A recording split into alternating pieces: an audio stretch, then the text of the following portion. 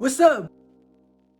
Parlons un peu de nos conneries à l'école ensemble. Je sais très bien qu'il y en a déjà qui ont soufflé très très fort en entendant le mot école. On est d'accord que cette institution est totalement traumatisante. Ça vous arrive jamais de faire un rêve et dedans vous passez un examen? Eh bah ça je le fais des fois, et bordel.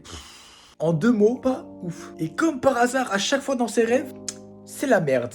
Ah bah parce que forcément les rêves ils reflètent la peur, pas la réalité. Parce que honnêtement moi pendant ma scolarité ça va, j'ai eu des bonnes notes, tu vois. Par contre j'avoue, un tout petit peu flemmard. J'avoue c'est une excuse de merde, mais ça reste une excuse. Il y a des cours comme ça, tu te sens tellement intelligent, t'as l'impression que c'est toi qui as fait le cours, c'est toi qui as créé la matière. Parfait exemple, l'anglais. Facile, pas trop difficile à étudier. Et après t'as des autres cours. Bon, les maths ça allait encore. La physique par contre...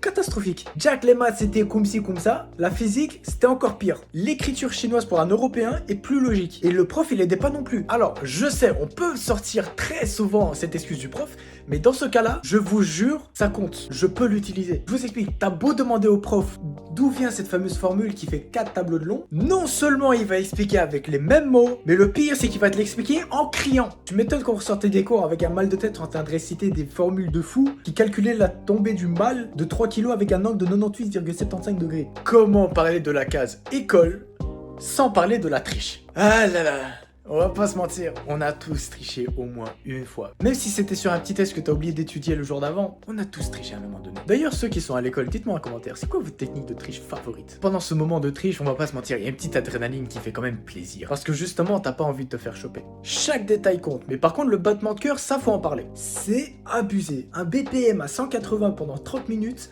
on va dire qu'il s'agirait de doser sur le Red Bull, hein. En parlant de détails, il y avait un mec, à un moment donné, dans ma classe, c'était James Bond. Il était malade, vraiment. Un génie, le mec. Le book, il avait pensé à tout. Il avait pris en photo les feuilles qu'il fallait étudier, les avait transférées sur son Apple Watch. Pendant qu'il était en train de faire l'examen, il avait mis ses lunettes à côté pour qu'il puisse voir le reflet du prof, parce qu'il était de dos. Et quand il arrivait, bam, tout ça disparaissait. Et quand je vous disais que chaque détail compte et que ce mec, c'était un malade, je vous ai pas menti, hein. Et les parents qui me regardent, maintenant, vous allez comprendre pourquoi votre fils, il demande une Apple Watch à Noël. En général, ma scolarité, elle a été très bonne. Pas eu le délire d'appeler les parents parce que j'avais frappé un prof ou parce que j'avais mis feu à un objet dans les toilettes. Ça, non. Par contre, à un moment donné, je me suis chopé 2 heures de colle et j'ai failli être exclu pendant 3 jours. Mais ça, je vous le raconterai sur YouTube. Donc, petit zigoto qui regarde ce TikTok, je t'invite à aller sur mon YouTube, qui est d'ailleurs dans la description. Donc, tout ça s'est passé pendant une sortie scolaire où on visitait un musée qui, à la base, était une maison. On arrive et c'est déjà chiant à mourir. Genre, un cours de philo, il y a plus de peps, tu vois. Déjà, la prof, elle m'aimait pas énormément et donc, forcément, pendant cette sortie scolaire, tout le temps, elle me regardait. Une caméra de sécurité, t'as peur, vraiment, c'est fou. Le parfait exemple, c'est qu'à un moment donné, je m'étais mis, tu sais, sur les espèces de rebords qu'il y a à côté des fenêtres. Mais le problème, c'est que ce rebord, il faisait 5 fois mon âge. Du coup, tous les profs, le guide, ils ont pété un câble, ils m'ont regardé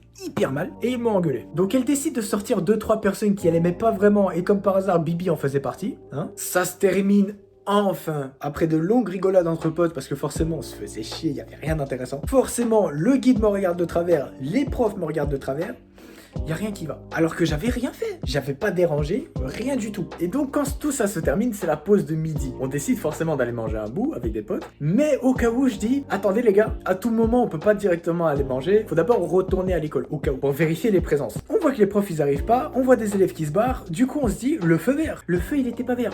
Le feu était rouge et il clignotait de manière très vive. Après avoir mangé un bon snack bien succulent, Peaky Blinders be like, on arrive à l'école et tout le monde nous dit You listen in the shit. Ce qui veut dire en néerlandais, vous êtes dans la merde. Anecdote into anecdote, j'ai fait toute ma scolarité en néerlandais. Voilà. On était dans la merde parce qu'il y avait une...